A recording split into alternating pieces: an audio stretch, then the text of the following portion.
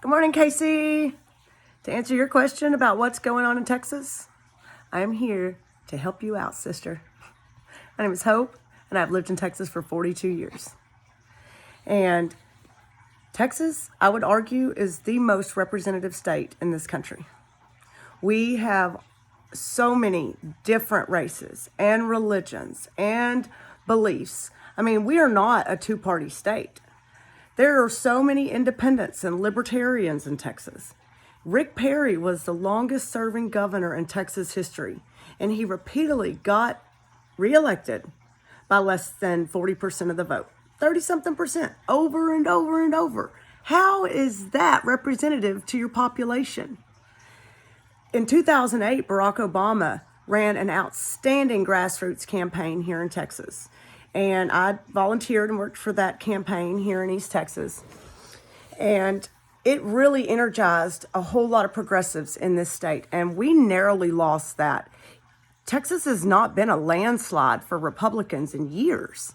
I mean, when you're looking at 55 to 45%, that's not representative if both of your senators represent 55%. That's like, in Texas, we're like, okay, well, let's say that's 10 and you get 5 and you don't even get 6 out of 10. And you get all the representation while we pay taxes and then get told that we're socialist if we want something for our taxes. Well, Texans are tired of that. We don't like divisiveness. My next door neighbor is Cambodian. Across the street are Hispanic. I have a retired Navy vet across the street in his 80s. My boyfriend is a retired Army chief. I mean, we are so diverse in this neighborhood, and we are in rural East Texas. We're not even in our small town city limits. We're 5 miles out of town, okay? And that our kids go to school with their kids, their friends. In Texas, we experience wildfires out west of Fort Worth. We experience devastating hurricanes and flooding, okay? Our families are so diverse. I mean, I'm the oldest of 6, and we are all very diverse. And it is nothing for Pops to just be like, okay, y'all have had enough time for y'all to all leave. I mean, we're of all walks of life here. And Texans in 20 years have not seen wages increase. They're still working for $8, $9, $10 an hour. In the meantime, in the last 20 years, their rent has quadrupled. They can't afford that. They realize that these companies, they only hire them part-time because then they don't have to provide all these benefits for them. Keep under a certain number of employees, give them under a certain number of hours. You don't have to provide them benefits. Texas didn't accept expanded Medicaid. We strongly rely on Obamacare here, okay? I mean, there's simple solutions to that for Texas. I mean, Texans are in heavy support of recreational marijuana and gambling. Golly, they're all just a bunch of pot-smoking gamblers.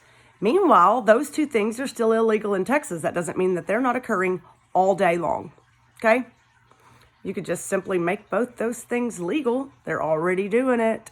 And make some money. And fund the education system. Fund health care for the state. And Texans are fed up with it. They have been gerrymandered in their districts. Even the people of East Texas, they hear Lou Gomer and they're like, oh my goodness, make it stop. And I have sat in the homes of these families working as a volunteer and in organizations in this community. And just by being friends with people and going into their homes, they all agree. It doesn't matter if they're Republican, Democrat, or Libertarian. When it comes down to families and how they feel and what's important to them, they all agree. And they're tired of not being able to afford to send their kids to universities in our own state. Texans are fed up.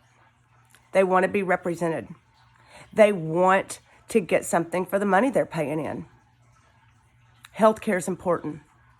Getting along with the immigrants is important in Texas. So when you see things turning, I've been watching it on the ground since volunteering for the Obama campaign. I've watched it. And I kept watching Rick Perry get reelected. And it's just like, this is not what I see on the streets here. And granted, yes, we are heavily armed in Texas. The Democrats are armed. Everybody's armed. That's just how it is in Texas. There's no public land and everybody's got a gun. That's just how it is. And we live that way peacefully. But I'm going to be real honest with you. It's not just the blacks or the Asians or the Hispanics that are afraid of the white people around here. The white people are afraid of the white people. Our kids are afraid of the other kids. My daughter comes home from high school and they are a very, very well blended school. I love her school district. And she knows which students believe this and that and the other. And those students, let me tell you something, what's important to these students. This planet, number one. And Texans realize that oil is going to run out. They have lived through the oil boom starting in the 20s or the teens or, early. We developed all that. I mean, we have lived through all of the oil. And we understand that it's not just going to be sticking around forever. And that we have to keep moving. That we have to provide jobs. You want to know what's going on in Texas? I'm the one to ask. Love your show. We're looking forward to tomorrow. Have a great day.